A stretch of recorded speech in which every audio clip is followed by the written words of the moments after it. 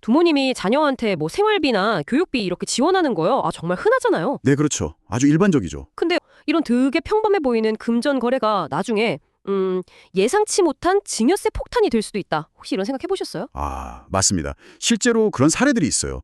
생활비 명목으로 받았는데 나중에 자금 출처 조사나 뭐 상속세 조사 같은 거 할 때 발견돼서요. 아, 진짜요? 네. 그래서 증여세는 물론이고 가산세까지 내게 되는 경우가 있습니다. 와, 그럼 오늘 저희가 자료들 좀 보면서요. 가족끼리 돈 거래할 때 이 증여세 문제 어떻게 하면 좀 현명하게 피할 수 있을지 그 핵심 정보들을 좀 깊이 파헤쳐 보려고 합니다. 목표는 뭐 복잡한 세금 걱정 없이 안전하게 거래하는 방법을 명확하게 알아보는 거죠. 자, 그럼 바로 한번 시작해 볼까요? 네, 좋습니다. 우선 제일 좀 놀랐던 게 우리가 보통 생각하는 생활비나 교육비 지원 있잖아요. 이것조차 특정 조건에서는 증여세 대상이 될 수도 있다는 점이에요. 네, 정확합니다. 특히 자녀가 이미 뭐 소득이 있거나 아니면 지원받은 돈을 당장 안 쓰고 뭐 모아뒀다가 나중에 차 사거나 집 살 때 보태거나 아니면 금융상품 투자하거나 이러면요. 그렇죠. 바로 그런 경우입니다. 그게 이제 사회 통념상 인정되는 범위 내에서 실제 생활비나 교육비로 바로바로 사용된 금액만 비과세 혜택을 받는 거거든요. 아, 바로바로 써야 하는군요. 네, 그걸 넘어서는 지원이라든지 아니면 다른 목적으로 자금을 사용하면 증여로 볼 수 있다는 겁니다. 그래서 중요한 기준이 바로 그 10년 단위 증여재산 공제 한도예요. 아, 10년 단위요? 배우자 간에는 6억 원까지고요. 성인 자녀는 5천만 원, 그리고 미성년 자녀에게는 2천만 원까지 공제가 됩니다. 중요한 건 이 한도가 10년간 준 돈을 다 합쳐서 계산한다는 점이죠. 이걸 꼭 기억하셔야 해요. 아, 10년 누적이군요. 5천, 2천, 배우자는 6억. 그럼 아예 돈을 빌려주는 형식, 그러니까 차용으로 하면 괜찮을까요? 자료 보니까 차용증 작성하라고 돼 있던데요. 네, 차용증 언급이 있죠. 근데 이게 그냥 서류만 딱 만들어 놓으면 되는 건지 아니면 좀 더 까다로운 조건이 있는 건지 궁금하더라고요. 차용증 자체만으로는 사실 증거가 좀 부족할 수 있습니다. 아, 그래요? 네, 국세청에서 중요하게 보는 건 형식이 아니라 실질이거든요. 그러니까 이게 진짜로 빌려주고 갚는 거래냐 이걸 입증해야 하는 거죠. 실질적인 거래요? 그렇죠. 그래서 차용증은 기본이고 거기에 더해서 계약서에 명시된 그 적정 이자율, 지금 현재 연 4.6%인데요.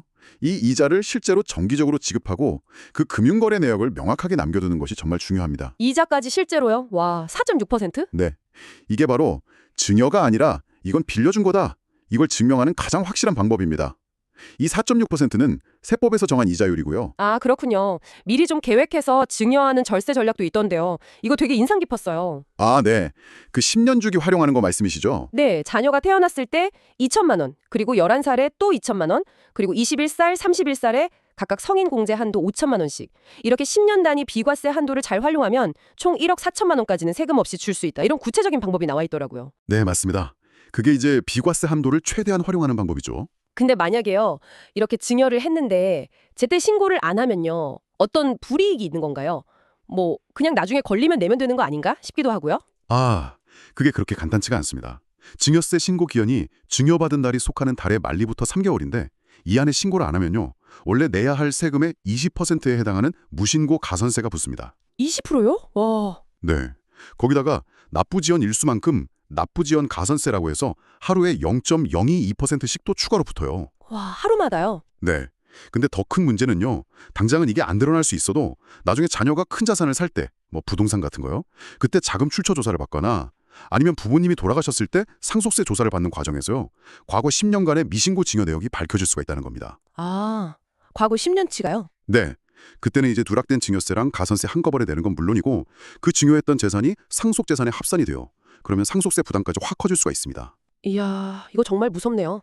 그럼 정리해보면 결국은 20년 단위 비과세 한도를 잘 활용하고 또 돈을 빌려주는 경우에는 차용증 쓰고 실제 이자 지급 증빙까지 철저히 하고 네, 맞습니다. 이자 증빙 중요하고요. 그리고 생활비나 교육비는 영수증 같은 사용 증빙을 잘 갖춰두고 한도를 넘는 증여는 반드시 제때 신고하는 것. 이게 핵심이군요. 쉽게 생각할 수 있지만 국세청은 자금 출처 조사나 상속세 조사를 통해서 생각보다 훨씬 과거 거래 내역까지 볼 수 있거든요.